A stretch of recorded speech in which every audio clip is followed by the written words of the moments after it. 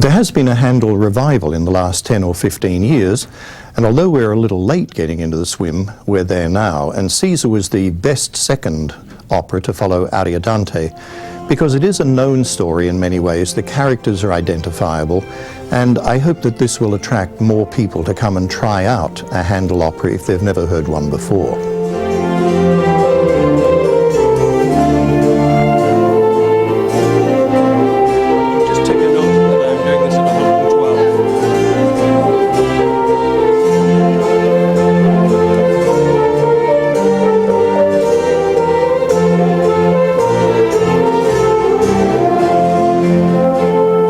What is Caesar? Caesar is a warrior. He's a very strong character.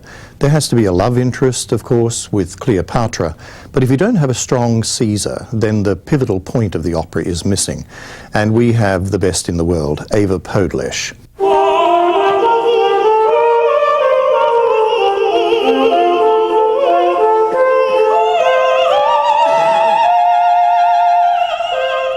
Ewa is one of those cult figures actually around the world in opera today and in recital, because she's a true contralto, and that's an extraordinary voice that can sing very low and yet also very high, but the color is somewhat masculine. It's quite unique. It's not a mezzo-soprano, it's a real contralto.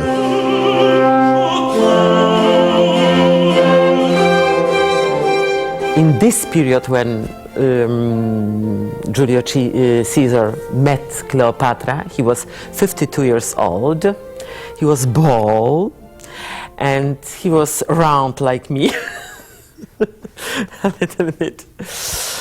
And that's all. He felt in love, and we know everybody what kind of relationship what was between them, as relationship between man and woman, and of course political. Some you know, she wanted him to help her to fight to win with Ptolemy, to have a throne. And he helped her, of course, and it's old story. It's always 2,000 years. It's always the same, you know. The love story between Caesar and Cleopatra is actually not less of a love story than a story about love of power. It's maybe equally about power and romantic love.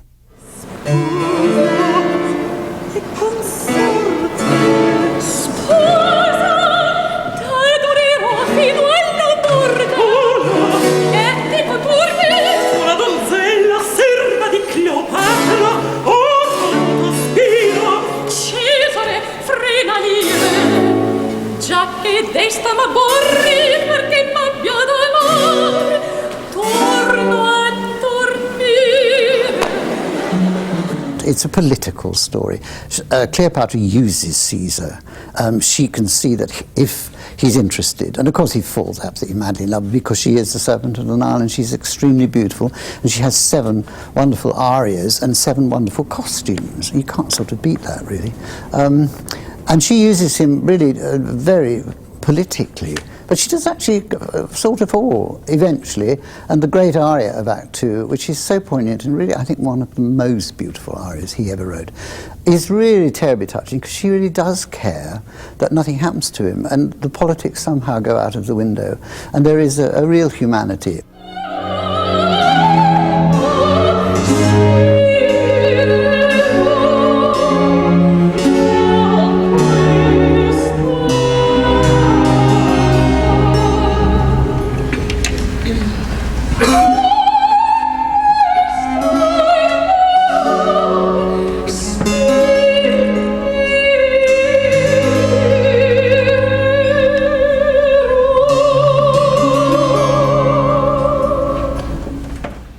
It's really, I would say, one of the best Handel arias ever in anything, which is Se Pietà, which is the aria right before Caesar runs off to do battle, and where she begins to realize that she actually has feelings for him.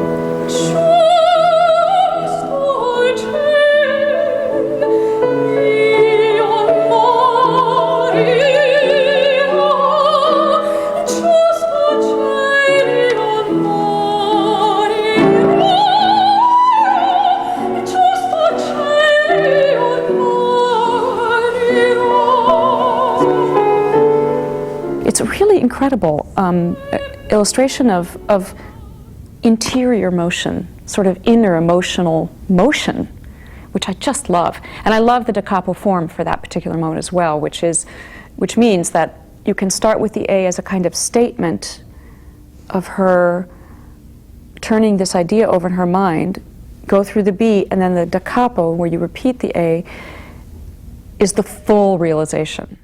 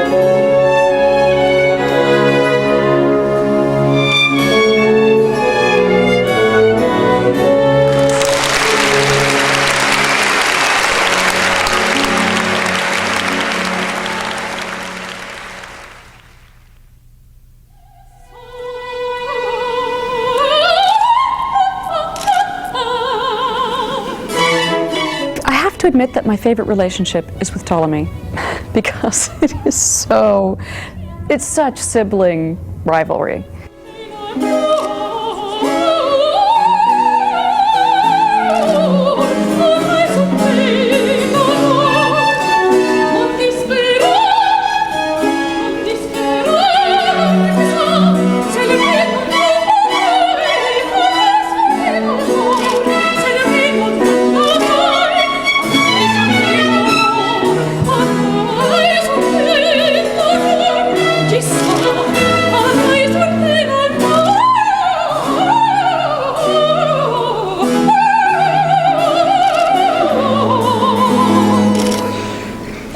Historically, they were very young. I think Ptolemy was something like 12, and Cleopatra must have been around 16 or 17. And the tradition of the time demanded that they could rule jointly, but they, of course, didn't really want to do that. And her relationship with him is this sort of constant jabbing, and he is so unpleasant and so prone to such little, nasty tantrums, and she's a little bit like a cat. She sort of swats him away.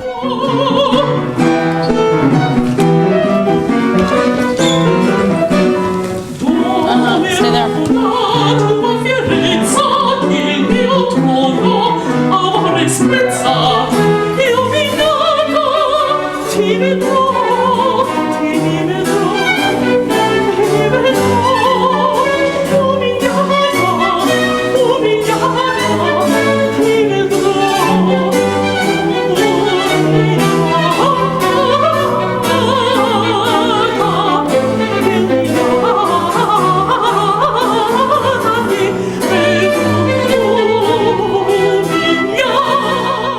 Ptolemy is a boy king. He's very petulant.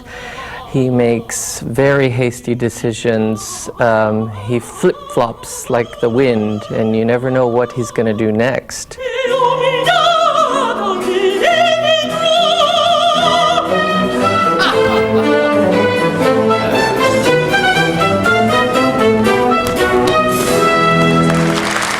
Every aria tends to show his impetuous or petulant nature. Lempios Leale is his rage because he couldn't imagine why Caesar rejected the head of Pompey, which was served up by my henchman Aquila to Caesar in order to curry favor with him so he could gain more power and have a strong ally in Caesar. So he sings this Lempios Leale, how much he hates Caesar and he's going to kill him.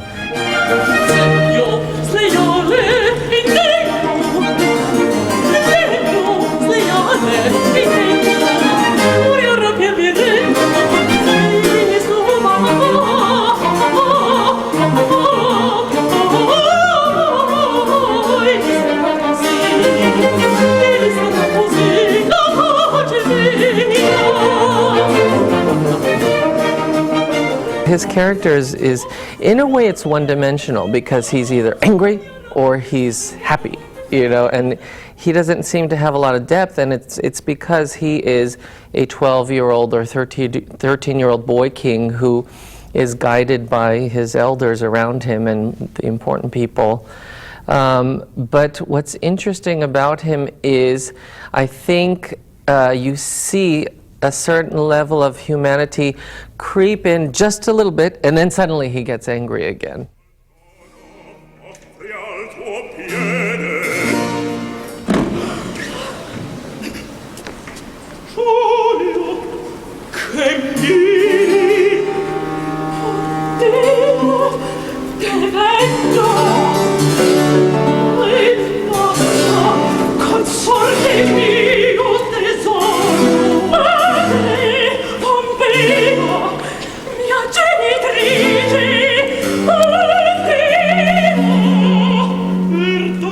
She's my mom, and my father is Pompey, and he's been beheaded at the top of this opera, which is not a very nice thing. And so basically the whole opera revolves around the trauma that this has caused in their family and how their relationship somewhat develops, I guess. Because you're at that turning point in a young man's life, from being truly, one of the things I love about Cornelia is historically, she and Pompey had a really romantic relationship. They had a great love. So I'm assuming that you were part of that family. And now that he's gone, it's that the son taking over the role of the father and protecting his mother also, as his father would have done. And it seems that the mother has a real hard time, Cornelia has a hard time, well, talking about herself in the first person, actually, as we have noted, which is why we have this big joke through the cast. Susanna feels good today. We'll talk about ourselves in the third person, but Cornelia has a real hard time trusting that Sestel's the one who is able to take vengeance. And kind of letting him grow up, yeah, and take his position, his place. Which I understand completely, because it's very scary when your son hits teenage years and it's driving and girls, so in this case it's taking over swords, chariots, killing, you know, well, revenging the tyrannical rulers of Egypt.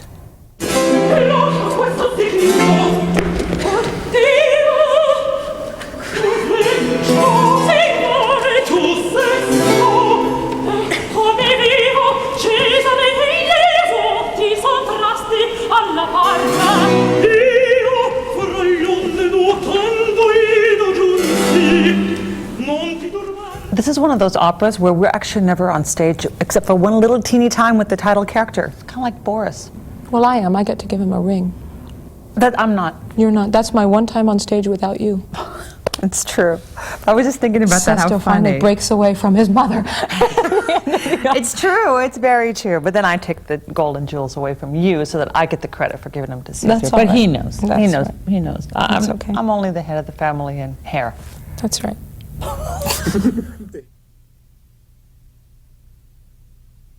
It's very exciting to see Handel and Baroque music enjoying a resurgence, and through that the countertenor voice is also enjoying a resurgence. And I also believe that the countertenor voice is so popular because there's something very interesting and mystifying and eerie about this combination between male and female combined in one person in a voice.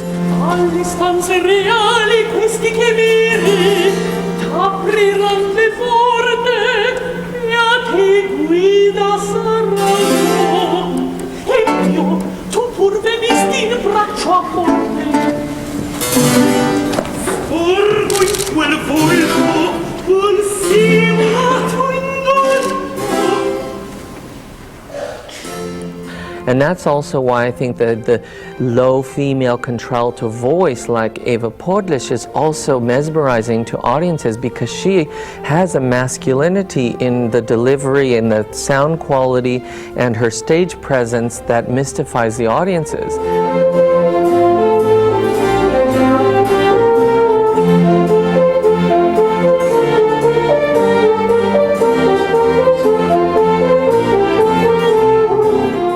I want to create something very important. Doesn't matter it's female or woman or man. Doesn't matter.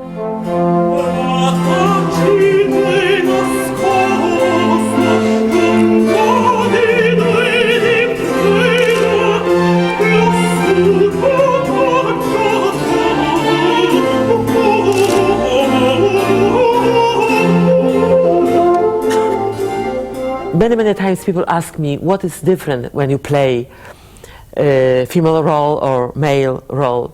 For me, it's not so big different, because just I use the same voice, I use the same expression, I use the same coloratura, the same technique. In the Baroque time period, especially when you're setting it as we are as a costume drama, there was more focus on humanity rather than masculinity and femininity. So there was more of an androgynous sense between male and female, and the fact that Castrati could sing female roles as well as male roles, I think is a big indicator that you don't really have to go for, whole hog for the masculine sense, but find the humanity and the emotion in the character.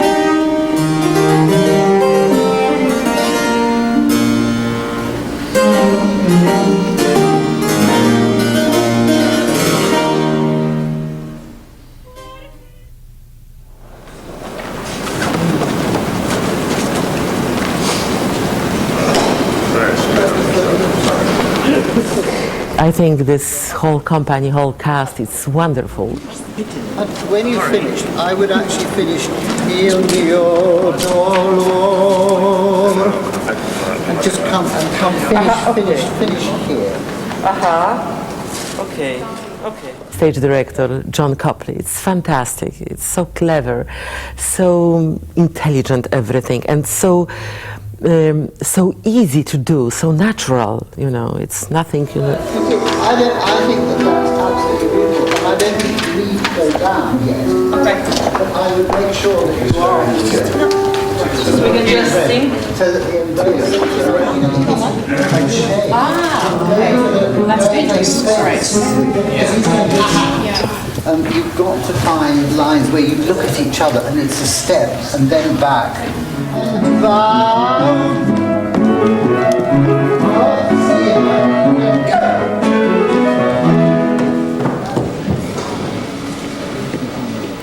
One of the bits of craft that I bring to my job is that I try in the Handel operas and find people for them to sing to, because people think Handel opera is static, which of course it can be terribly static if it's not handled.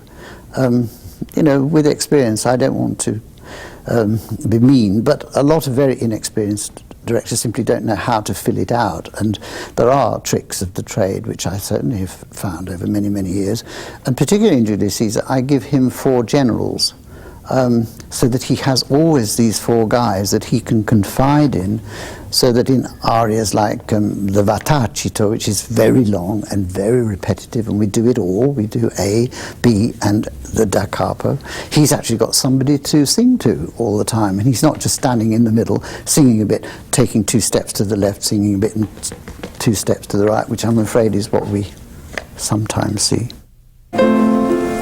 Smile to the bird. Trying to recognize which is which. That's it. Your utopia. There's a scene with the Muses on Mount Parnassus, and whenever I'd seen it before, they'd never had the Muses. I suppose they couldn't afford them.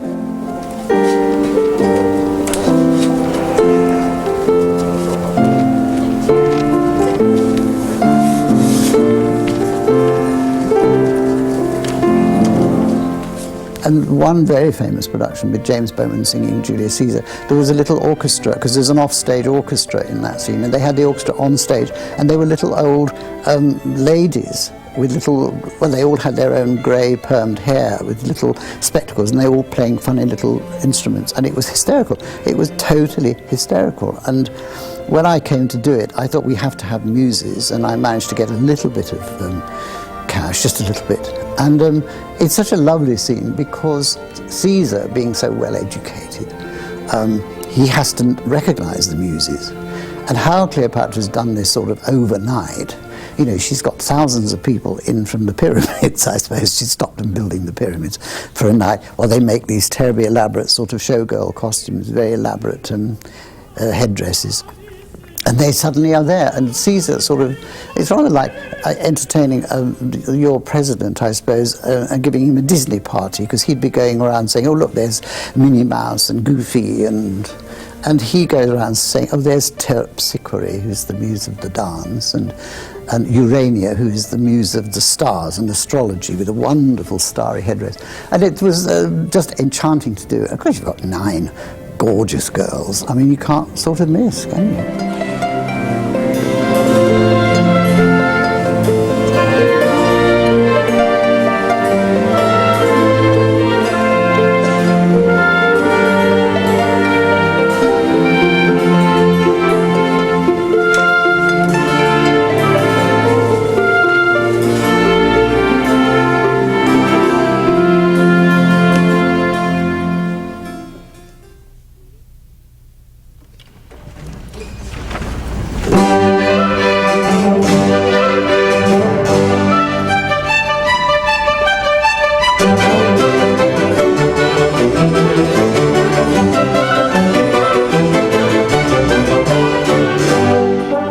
Conductor, perfect. He doesn't conduct, he sings.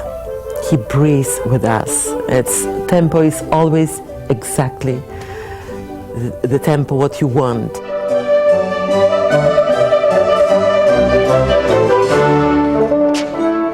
I find that Baroque music is the closest to being in a rock band of any other classical music, because you get a chance to have the instruments interact so specifically with you that they can help create the mood. That's right. They're part of the punctuation. It's really lovely to watch them either sustain you or help you change the drama. I love them. Or make comments on what you just said. Mm-hmm. Or give a secret little something that might express something that's inside you that you can't really articulate with the words, but it's really fun, and we have a really wonderful continuo here, and they're tuned right in, so they're completely a part of the action.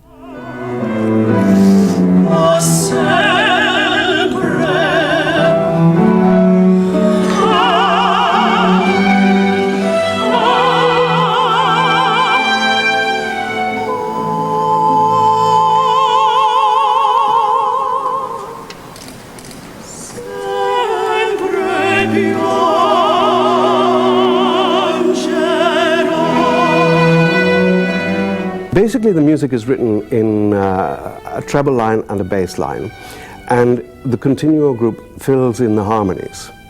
And it's a little bit like pop music nowadays. You know, people read chord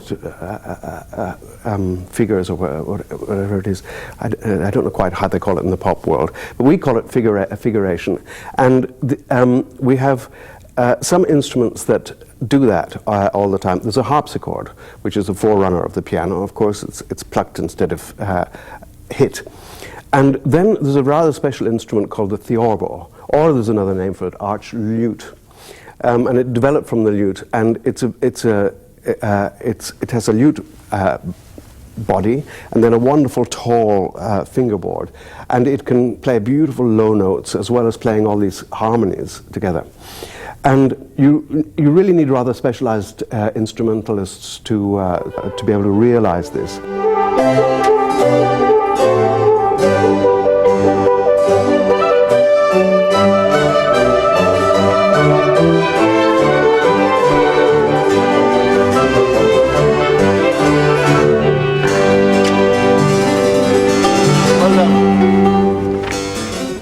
And then, of course, between the arias, there are recitatives where the action goes on. And this is accompanied by the continuo group. And they can make tremendous amount of colors, just from the harpsichord, the theorbo, and then a cello, a Baroque cello playing the bass line to stabilize the harmonies and things like that, to show us the harmonies.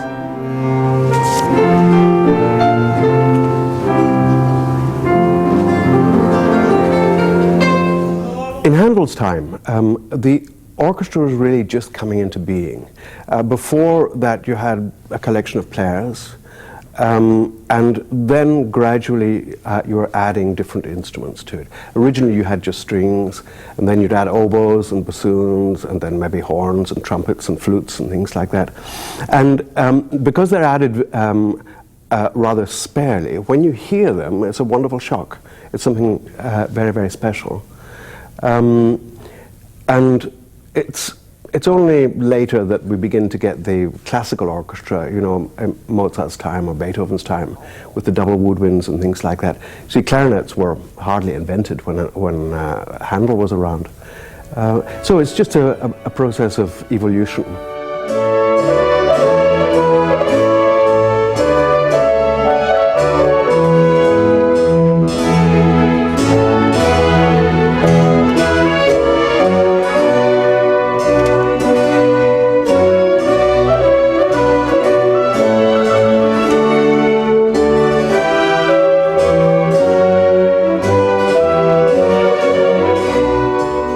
Now, just listening to them is a different experience than being in the theatre, because the theatrical aspect of them is really fantastic. You know, Handel is a real dramatist, keeps it really going. Rameau is as well. Wonderful subjects and things like that. And a beautiful mixture of ways of expressing things. And the fascinating thing with somebody like Handel is that although there are many numbers in the opera, some short, some long, it's always different. It's always different melodically or harmonically or whatever it is. And you know, that leads you somewhere, or leads you somewhere very fascinating.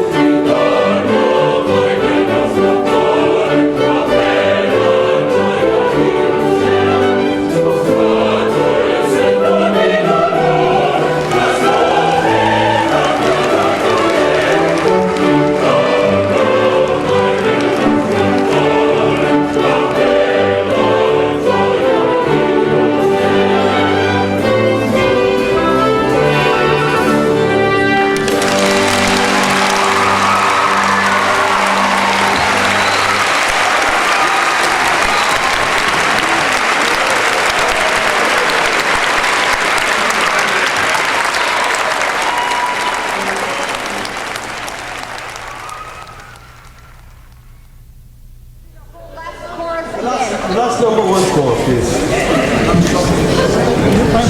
So you're okay. I'm going to talk about that one.